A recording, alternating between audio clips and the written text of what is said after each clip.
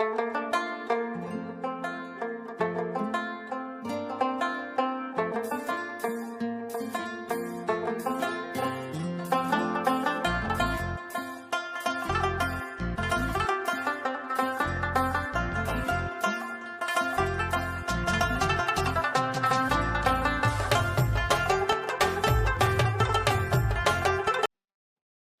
ar-Rahman ar-Rahim. Assalamu alaikum. Dear colleagues and my PGs, we are discussing updates on hepatitis E. This is the third video of the series, and today we shall discuss the clinical course of hepatitis E in a normal liver. The course is a bit different in patients with chronic liver disease. And of course, in the normal liver, it depends upon whether the patient is immunocompetent or immunocompromised. So let's see what's the clinical course of a patient when the liver is normal and the patient is immunocompetent. So this is the third video of the series of update on hepatitis E. Till now, we discussed that every year 20 million cases of hepatitis E happens, and out of these 3.3 million they are symptomatic, and 70,000 of these they die every year. We also discussed that in the stool the hepatitis E virion is in the form of a naked virion, while in the blood it is found in the form of enveloped virion. It may be quasi-enveloped or completely enveloped. We also discussed that the genome of hepatitis E virus has got three open reading frames. The open reading frame 1 encodes for the structural proteins. The open reading frame 2 encodes for the capsid proteins. And open reading frame 3 encodes for the regulatory proteins. Then we discussed that the hepatitis E virus belongs to Hep viridae family. The genera is orthohepvirus, and the species is A, and it has got 8 genotypes from genotype 1 to genotype 8. The genotype 1 to 4, they infect human beings, while the genotype 5 to 8, they infect only animals. The genotype 1 and 2 exclusively infects human beings, while genotype 3 and 4, they are zoonotics, they infect animals as well as they infect human beings. Then we discussed the clinical course of hepatitis E, and we learned that the features may be hepatic and extrahepatic features. The hepatic features, they depend upon whether the patient has got a normal liver or the patient has got chronic liver disease. If a patient has got chronic liver disease already, then it can present an acute or chronic liver failure. When the patient liver is normal and the patient is infected with hepatitis E, the course depends upon whether the patient is immunocompetent or immunocompromised. In immunocompetent patient with normal liver, most of the cases they remain asymptomatic, while some of them they may develop acute hepatitis with eventual recovery, and small number of these patients, up to 16%, they develop acute liver failure, and which may recover or may die, especially if the patient is pregnant ladies, and in the third trimester, the 20% mortality has reported with that. But if the patient's liver is normal, but the patient is immunosuppressed, in that case, though the most of the cases they remain asymptomatic, but good number of them they can develop acute hepatitis, and then the eventual recovery. But if it's the genotype 3 and 4, then these patients they can progress into chronic hepatitis, and if it is not these cases are not treated with antiviral treatment, they can progress to liver cirrhosis and its sequelae. The extrahepatic manifestation may be neurological, hematological, acute pancreatitis, or renal, or others. I discussed with you that the types of the hepatitis which has been shown in red, like acute hepatitis in immunocompetent patients with normal liver, then acute liver failure in immunocompetent patients with normal liver, and then the acute hepatitis in immunosuppressed patients with normal liver, and chronic hepatitis in immunosuppressed patients with normal liver and the liver cirrhosis, and then in the chronic liver disease, the ACLF. These are the cases. These are the scenarios which we will discuss in detail. So, start with the acute hepatitis.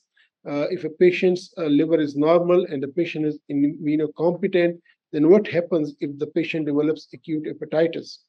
So, the acute hepatitis in the immunocompetent people, the acute hepatitis E infection is silent and self-limiting in the vast majority. I already told this.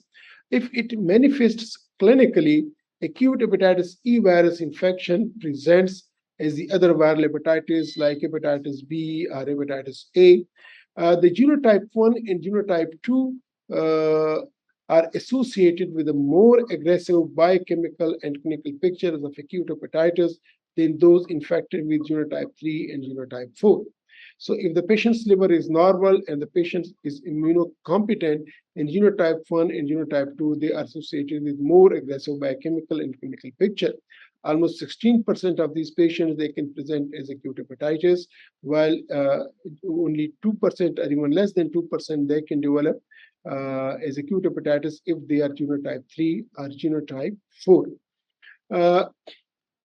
Progression to fulminant liver failure is rare.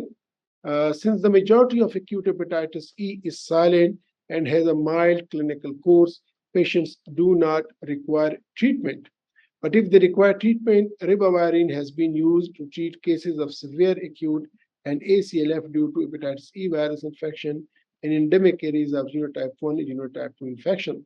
So if they are severe and there is impending acute liver failure, then the ribavirin has been tried successfully and has been used successfully.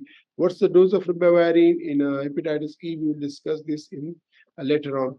The treatment of acute hepatitis E virus genotype 3 infection using ribavirin has also been described. For genotype 3 also, ribavirin has been used. However, recently there are some cases of ribavirin resistance and treatment failure. So this is the emerging issue that genotype 3 is offering resistance to ribavirin, and in these cases, other options have been tried. We will discuss this at the end of the discussion on hepatitis E.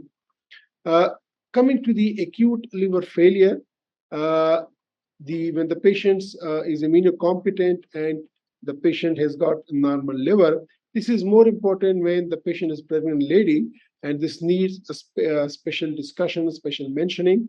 The acute hepatitis E during the third trimester is associated with devastating maternal and fetal outcomes. It is dangerous.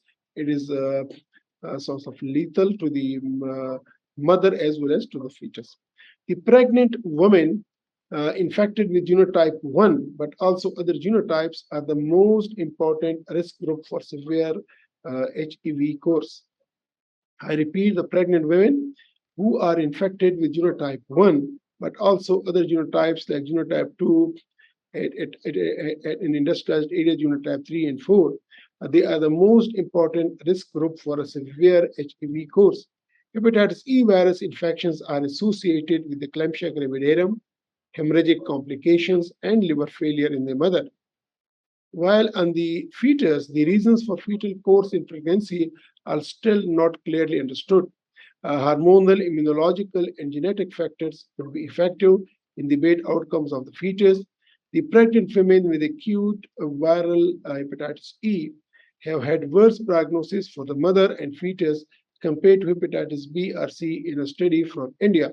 So when they compared the pregnant ladies versus non-pregnant ladies, the outcomes for the mother as well as for the fetus, they were really aggressive as compared to the hepatitis B or hepatitis C in pregnant ladies. The management of these patients is primarily supportive treatment. However, a recombinant protein-based vaccine has been found to be safe and effective in phase 2 and phase 3 trials in China. So in China, the vaccine is being tried, recombinant protein-based vaccine for such patients, and they are giving good results. And hopefully, in the future, it may be the treatment of choice in these patients. Well, after discussing the acute hepatitis and chronic liver failure in immunocompetent patients of normal liver, let's take the immunosuppressed patients with normal liver. And if they develop acute hepatitis, what's the course there? So the acute hepatitis in immunocompromised or immunosuppressed patients usually presents asymptomatically as with that of the immunocompetent. The symptomatic patients have jaundice, fatigue, diarrhea, and myalgia. These are the common features in this group. The prolonged cholestasis with post-protracted jaundice, which lasts more than 3 months, has been described up to 60% of patients with acute hepatitis E virus infection. So, if they are immunocompromised, the cholestasis remains for longer time. It is prolonged for more than 3 months, while in case of immunocompetent, the cholestasis is there, the cholestatic phase is there, but it is a brief one, a shorter one. And here, in majority, in more than 60% of the patients, the cholestasis is really prolonged and the longer one. Such patients may have symptoms of pruritus due to cholestasis as well. The necroinflammatory T cell mediated immune response in hepatitis E virus infection is less aggressive than immunosuppressed individuals. Therefore, serum transaminase rise is less, that is 100 to 300, as compared to immunocompetent patients. In immunocompetent patients in acute hepatitis E, the ALT levels is very, very high. It's sky high, more than even 1,000. While in case of compromised or immunosuppressed patients, the ALT levels are in hundreds. So in the immunocompetent patients, the ALT is in thousands, while in the immunosuppressed patients, the ALT is in hundreds. The acute hepatitis in immunocompromised patients needs careful monitoring of HEV RNA levels. Serology and hepatic enzymes activity are essential for the management of acute hepatitis. Given the significant number of patients who will clear the virus spontaneously, specific treatment or suppression reduction is not necessary. The reduction of immunosuppressive therapy is often sufficient in moderate or severe cases.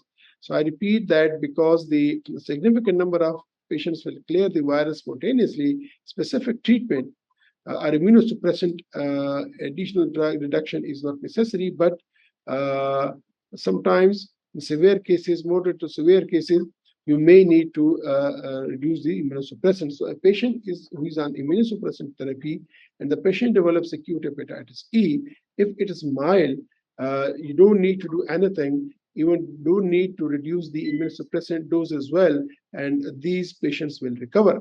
But if the patient case severity is moderate or more severe, then the immunosuppressive therapy may needs to be reduced in such patients. If HEV infection presents with extrahepatic manifestations, then the British Thoracic Society guidelines recommends early treatment with the ribavirin. So this is another point, that in immunocompromised patients, if there are extrahepatic manifestations, which I discussed with you in the algorithm, then in these cases, ribavirin may be added to such patients according to the British Transplant Society. So I'll stop here. We have discussed the normal liver immunocompetent, and we have discussed the acute hepatitis, acute liver failure, and acute hepatitis in immunosuppressed patients. In the next video, we will discuss the immunosuppressed patients, but who progress to chronic hepatitis and liver cirrhosis, and chronic liver disease patients who develop the acute and chronic liver failure. Till then, thank you very much. Please do share these videos with your colleagues, with your friends, and help me to create the awareness regarding hepatology and to improve the liver care in the region. Thank you very much. See you in the next video. Till then, Khuda Hafiz.